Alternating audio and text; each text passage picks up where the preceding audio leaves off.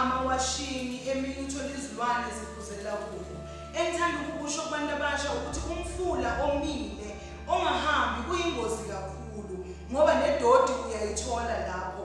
Kulahlelwa nezinto, kulahlelwa nezibi, nezilwane ziphuza khona lapho, nabantu abafuna ukwenza amawashini bawenza khona lapho. Bese kuba ne-waterfall or kuba nomfula ohambayo. Kaningi i-waterfall umfula ogeleza from phezulu uye phansi. Uma ungabheka i-waterfall uzoba amazed ngoba i-waterfall amanzi wakhona awafani namhlanje nakusasa nangelanga elilandelayo. Umfula wakhona uyageleza, uyahamba, and amanzi wakhona ungawaphuza azokunikeza impilo. Ngiqonde phi kubantu abasha ngale ndlela enkuluma ngayo? Ngizama ukuthi empilweni yomuntu kunohlobo oluyithulu abantu olukhona empilweni yomunye nomunye umuntu. Kodwa namhlanje ngoba ngikhuluma nabantu abasha, ngifuna ukukhuluma nabantu abasha ngohlobo lwabangani olusempilweni yakho. Kunohlobo lwabangani olurepresenta i-waterfall, bese kuba nohlobo futhi lwabangani olurepresenta umfula omile. Ngithanda ukuthi kubantu abasha, it's amazing ukuthi umuntu omusha osesikolweni kodwa abe nabangani abangafundi, abe nabangani abangafuni isikolo, abajwayele umgruvo, abajwayele ukuphatha. Lokho kusho ukuthini na? Kusho ukuthi uchomene nabangani abarepresenta umfula omile. Uma uchomene nabangani abanjalo, akukhonakala empilweni ukuthi ungaphumelela unohlobo olunjalo lwabangani.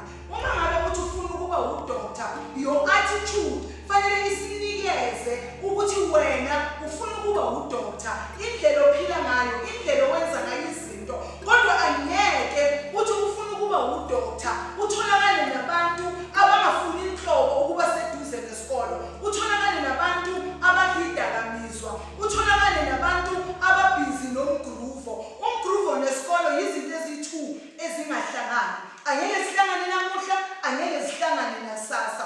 Ngithanda ukuthi kubantu abasha baqaphele abangani bakho ozi-associate nabo. Sithi isingisi, birds of the same feather, they fly together. There is no way umuntu omusha ungatholakala uhamba nabantu kodwa kungekho into enihlanganisayo. Kaningi abantu abasha babahamba together, kunento e-common eyenzakalayo phakathi kwabo. Namhlanje sikhalela abantu abasha eSouth Africa, sinama-teenage pregnancy amaningi. Abantwana bethu abaqedi isikolo. Into emangalisayo ukuthi uthola umuntu usesikolweni, ikakhulukazi kumantombazane, usesikolweni, une-career, une-future. Esikhundleni sokuthi umuntu afocuse, ufuna ukujola futhi. Ujola kanjani usesikolweni? I-association ohamba nabo, uhamba nabangani banama-boyfriend, hhayi na-boyfriend, ama-boyfriend. Ngoba ama-boyfriend wakhona ayisabi yi-1, kuba nama-boyfriend ayi-5.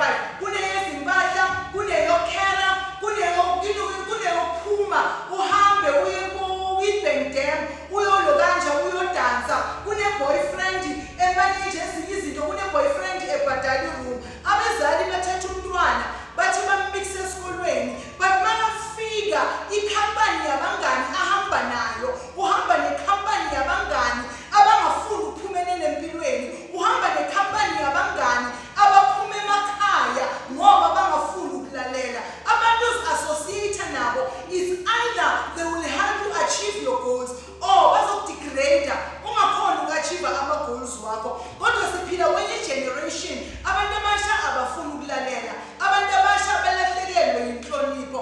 So ngizothi umuntu omusha, kungenzeka wena usesesikolweni, kungenzeka usevasithi. Ngithi mina namhlanje akubheke abantu ozi-associate nabo. Namhlanje ukulesimo kuso, ukhulelwe usele nengane. It was because of ikhampani ophakathi kwayo. Kunento engithanda ukuyisho kubantu abasha, abantu abasha abangathandi futhi ukuyizwa.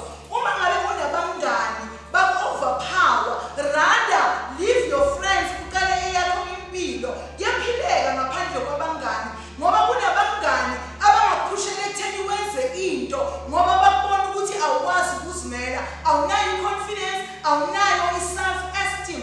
And abangani bakho, once they realize ukuthi awukwazi ukuzimela, they take i-advantage bese bafuna ukukwenzisa izinto bona ebangeke bazenze. Nathi sibile basha, nathi sidlulile lami enidlule khona nathi sibile kuma circumstances enikuwo manje. But into emnandi ukuthi ngalesikhathi thina sikhule ngaso i-advantage bekuwukuthi uma ngabe ubona ukuthi lokho kukusebenzeni bowusuka kuko umelekeleni. Kodwa namhlanje abantwana bethu baphila impilo yokuphiliza abangani. Uphila nabangani uyabona ukuthi awufithi in kulento abafuna ukufaka kuyo. But esikhundleni sokuthi ushifte uprefera ukuthi ufoste ukufitha in. Kwenzakalani?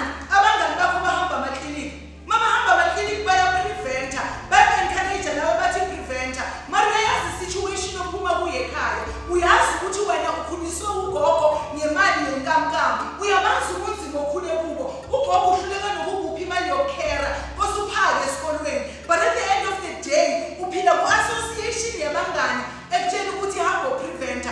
Emva kwe-prevention kuzani bazokutshela ukuthi fanele uthole i-boyfriend. Emva kwe-boyfriend kuzani kuzumntwana. Mase unomntwana who will take a full responsibility. Ubani ozomnakekela umntwana kube kukumanje ugogo uyasokola wakho umzali ukushiye nogogo. Ngithanda ukuthi kubantu abasha whatever that you are doing be extra careful ukuthi uzi-associate nabangani abanjani. Bakhona abangani abangaba yi-stumbling block empilweni yakho.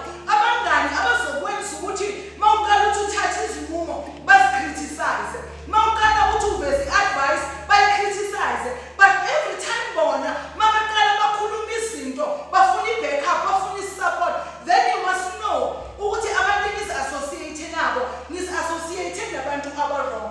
Abangani aba-right mawuqala uba ne-idea mabayibona ukuthi yinhle bayayisupporta. Kodwa abangani ababi every time mawuthi uza nento enhle mangaqala nje uvele uthi mina ngifuna ukugcina umuntu ombibani bazokubuza ukuthi konje wakubona senzeka kuphi lokho. Then you must know ukuthi associate nayo akusiyi abantu ikhampani nayo akusiyi ikhampani e-right but it's a bad company. The question is uma uqhubeka ushaya ukufitha in kodwa ububona ukuthi labantu hamba nabo bayabheda kusho ukuthi wena what are your goals? Kahle kahle uzimisela ukuthi empilweni uyophumelela kanjani. Uhamba nabantu abaphambene nevision onayo. Uhamba nabantu abaphambene nento oyifisayo. Ufuna ukuba udoctor but uzithola usasanka noma ugijima namantombazana abhizi ayagruva abhizi namadoda wabantu. Kuyakhomba ukuthi la uyakhona indlela ohamba ngayo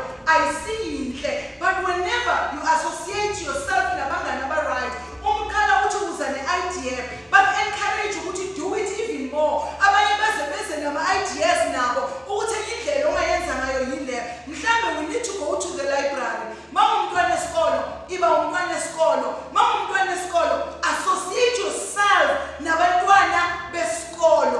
Funa abantwana besikolo abantu abafundayo abantu abane-passion ngalento ebayenzayo. But kaningi abantwana bethu kuze kube nezinto ezifana nabo-peer pressure ukuthi abakhoni ukumelana nabangani babo. Umngani uyakutshela ukuthi this is a boyfriend uzukulethela yona mawuqeda because ufuna ukusatisfy umngani because you want to belong nala kungafanelanga. You can see ukuthi angibelongi la but you are forcing your way ukuthi uze ubelong. Why fanele uze ubelong? Because you need to stand your ground. Fanele uphile impilo yakho ube nguwe. Appreciate the person that you are.